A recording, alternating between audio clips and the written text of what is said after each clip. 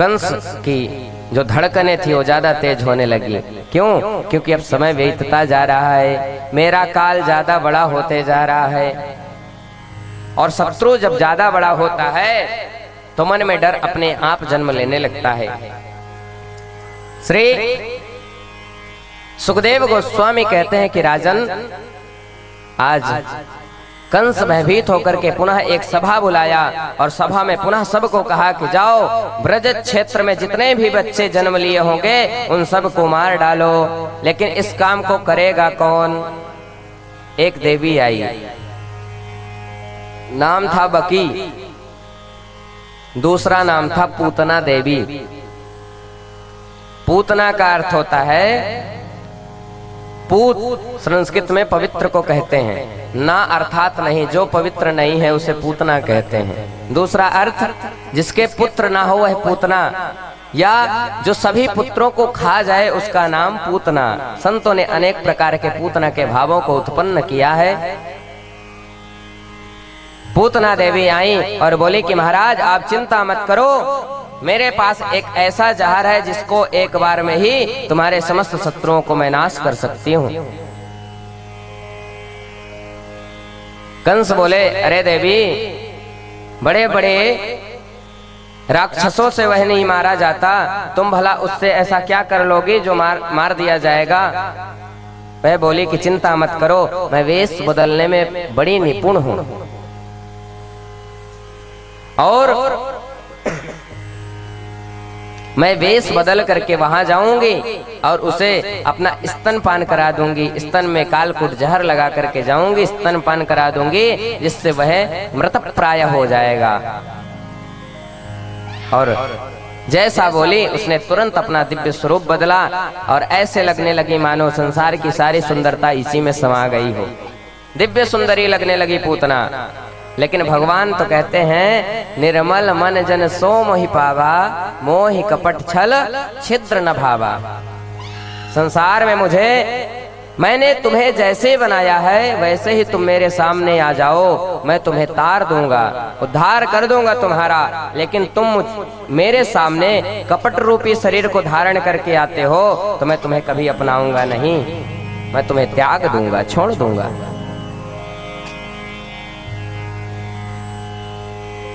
श्री सुखदेव गोस्वामी कहते हैं कि राजन, यह पूतना इतना दिव्य स्वरूप बनाई मानो साक्षात महालक्ष्मी ही इसके स्वरूप में आ गई हूं और आकर के विराजमान हो गई हूं।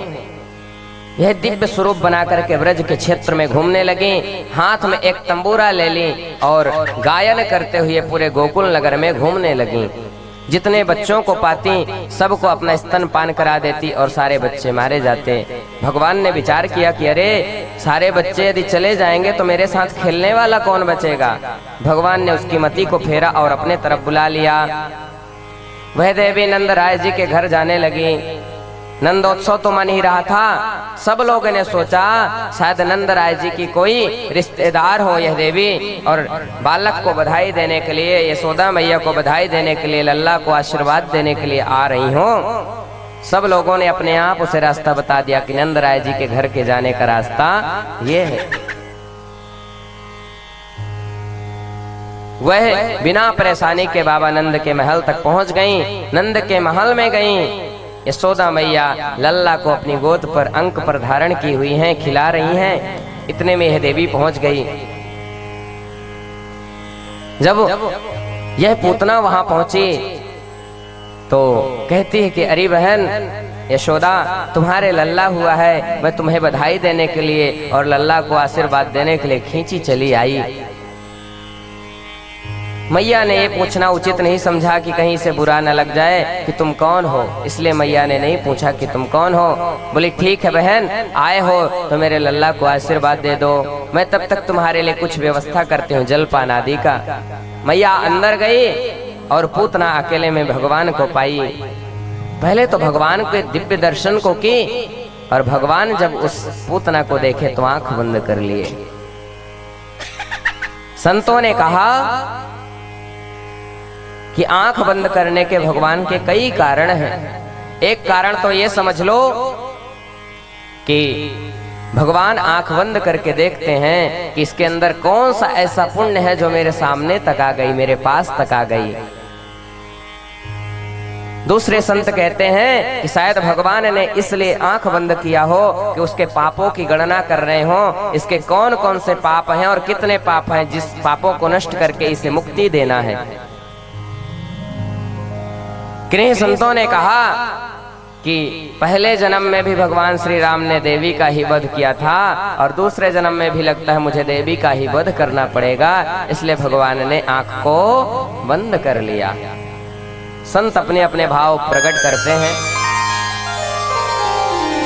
भगवान आंख बंद किए, वे देवी धीरे से अपना स्तनपान करवाने लगी भगवान को। भगवान बोले कि ठीक है, पत्रम पुष्पम फलम तोयम यो में भक्त्या प्रयक्षति। भाव का भूखा हूं मैं और भाव ही एक सार है, भाव से मुझको भजो तो भव से बेड़ा पार है। किसी भी भाव से तुम मुझे भजो, मैं तुम्हें प्राप्त हो जाऊंगा। आज यह मन में मुझे जहर पिलाने की कामना से आई है तो मैं इसका जहर भी पीऊंगा। क्यों? क्योंकि मुझे भक्त तो कुछ भी पिला सकते हैं और भक्त के अधीन मैं हूं। आज पूतना भगवान को जैसे अपना स्तनपान कराने लगी, भगवान उसका स्तनपान करने लगे।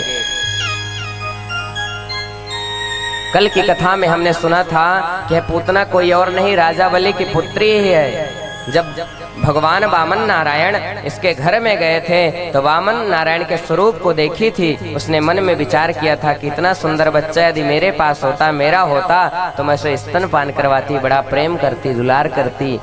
लेकिन जब भगवान ने बलि को छल लिया तो उसने मन में विचार किया कि ऐसा बच्चा यदि मेरे यहाँ होता तो मैं इसे जहर पिला करके मार डालती। भगवान बोले तथास्तु, जो तुम्हारे मन में हो सब तुम्हारी मन की बातें पूर्ण होंगी। और भगवान उसकी मन की बातों को पूर्ण करने के लिए आज जहर पीने के लिए भी तैयार हो गए।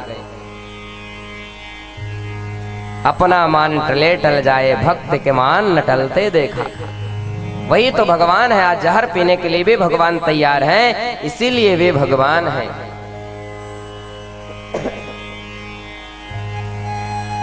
सुखदेव गोस्वामी कहते हैं कि राजन, आज पूतना स्तनपान करवाने लगी। धीरे धीरे करके भगवान ने उसके स्तनों को पान किया और बाबा को, शिव जी को स्मरण किया। अरे शिव जी, आप तो जहर पीने में निपुण हैं, आप तो अनुभवी हैं, आकर के जहर जहर पी लो और अमृत अमृत मुझे दे देना। संतों के तो अलग अलग भाव, बड़े पवित्र भाव। श्री सुखदेव गोस्वामी कहते हैं कि राजन, जब पूतना स्तनपान करवाई, भगवान ने स्तनपान किया और स्तनपान करने के बाद उस पूतना बालघातनी के धीरे धीरे प्राणों को भी खींचना प्रारंभ कर दिया। अंत समय में व्यक्ति अपने स्वरूप को नहीं छिपा पाता, चाहे वो साधु हो, चाहे वे शैतान हो, चाहे राक्षस हो, चाहे दानव हो, चाहे मानव हो, अंत समय में वे अपने स्वरूप को नहीं छुपा सकता। भगवान जब उसके प्राणों को खींचना प्रारंभ कर दिए, वह अपने मूल रूप में आ गई और मूल रूप में आकर के विलाप करने लगी, बचाओ, छोड़ो, छोड़ो, मुझे छोड़ो। भगवान बोले, अरे देवी, तुम तो मुझे स्तनपान करवाने के लिए आई थी, अब छोड़ो छोड़ो क्यों बोल रही हो? धीरे धीरे करके भगवान उसके स्तनों के साथ साथ उसके प्राणों को भी पी गए। देखते ही देखते हुए बालघातनी पूतना धराशायी होकर के पृथ्वी पर गिर पड़ी। प्रेम से बोलिए सूर्य निकंदन भगवान की। और बालघातनी पूतना जब धरती पर गिरी, उस समय नंद बाबा कर देने के लिए कंस के यहाँ मथुरा गए हुए थे। वहां जब कर दे करके लौट रहे थे तो वसुदेव जी से भेंट हो गई। वसुदेव जी बोले कि अरे नंदराज जी, मैं जब कंस के कैद खाने में था तब मैं ज्योतिष सीख रहा था और ज्योतिष में पूर्ण रूप से सीख गया हूँ। आपके घर में कोई न कोई ऐसा संकट आने वाला है, आपकी मस्तक की रेखाएं बता रही हैं, आप शीघ्र घर जाइए। बाबा नंद आकर के देखे तो वास्तविक में यहाँ संकट आया हुआ था पूतना के रूप में। सभी ग्वाल बालों ने मिलकर के पूतना के शरीर से भगवान को उतारा और पूतना के अंगों को कई टुकड़ों में विभाजित कर दिया गया। और जब विभाजित करके उसके शरीर को संस्कार किया गया, अंतिम संस्कार, तो उसके शरीर से चंदन की महक निकलने लगी, खुशबू आने लगी। लोगों ने पूछा, अरे इतनी बाल घातिनी जो पूतना थी, उसके शरीर से तो बदबू आनी चाहिए, खुशबू कैसे आ रही है? सुखदेव गोस्वामी कहते हैं कि राजन, जिसे भगवान स्पर्श कर लेते हैं ना, तो भगवान उसके समस्त पापों को खींच लेते हैं। और जब समस्त पापों को खींच लेते हैं तो वे दुर्गंधदायक नहीं रहता, वह तो सुगंधदायक हो जाता है। इसलिए पूतना को भी भगवान ने स्पर्श किया था। पूतना के समस्त पापों को भगवान ने कर्षण कर लिया, खींच लिया। इस कारण से उसके अंदर के समस्त पाप जब नष्ट हो गए तो वह अत्यंत पवित्र हो गई। वह पूतना जब अत्यंत पवित्र हो गई, उसके शरीर से चंदन की खुशबू आने लगी, महक आने लगी, सारे गांव में चंदन की खुशबू फैलने लगी। मैया यशोदा आई और अपने लल्ला को हाथ में ली। माताएं बड़े ध्यान से सुने, जिनके छोटे छोटे बच्चे हैं। नजर कैसे उतारना चाहिए अपने बच्चों का, मैया यशोदा से सुनिए, समझिए। भागवत जी के 10वें स्कंद के 6वें अध्याय के 22 श्लोक से लेकर के 30 श्लोक तक बाल रक्षा कवच के रूप में वर्णित है। जब भी बच्चों को नजर लग जाए तो जो मैया यशोदा ने किया था वही करना चाहिए। क्या करना चाहिए? गौ माता के पूंछ से बच्चे को झाड़ा देना चाहिए, और जिस जल में बच्चे को आप नहलाओ, उस जल में गौ माता का थोड़ा सा गौमूत्र डाल दीजिए, थोड़ा गौ माता का दूध डाल दीजिए, थोड़ा काला तिल डाल दीजिए और थोड़ा सा गोबर डाल दीजिए। उसे मिला करके बच्चे को स्नान करवाइए और भगवान के दिव्य नामों का उच्चारण कर लीजिए। भगवान के नामों का उच्चारण करते हुए आप बच्चों को इन द्रव्यों से स्नान करवाएंगे तो बच्चों को कभी नजर नहीं लगेगी, और जब बच्चों को नजर नहीं लगेगी तो बच्चे संतुष्ट रहेंगे, सुरक्षित रहेंगे। याद रखिएगा, भागवत जी के 10वें स्कंध में 6वें अध्याय के श्लोक संख्या 22 से लेकर के 30 तक के बीच में जो श्लोक 7 श्लोक हैं, इन श्लोकों में बाल रक्षा कवच का वर्णन किया गया है। इन्हीं श्लोकों से मैया यशोदा ने लाला को पूंछ से झाड़ा दिया था और लाला के नाम को ही उच्चारण करके मैया ने उन्हें नजर से मुक्त किया था। भगवान इन सब लीलाओं को देखने के लिए ही तो इस पृथ्वी पर आते हैं, क्योंकि वैकुंठ में कोई जाकर के उन्हें झाड़ा नहीं दे सकता। भगवान इन्हीं सब लीलाओं को करने के लिए तो इस धराधाम पर आते हैं। भगवान मुस्कुरा रहे कि वाह रे भोली मैया, तू मेरे ही नाम को लेकर के, मेरे ही नाम से तू मेरा ही झाड़ा दे रही है, कितनी भोली है तू। जब पूतना आई थी तो भगवान मात्र 6 दिन के थे। क्या हमारे जीवन में भी इतने संकट हैं? 6 दिन के थे भगवान, एक बाल घातनी पूतना आकर के उनके ऊपर आक्रमण कर दी। आगे चल करके एक दिन की बात है,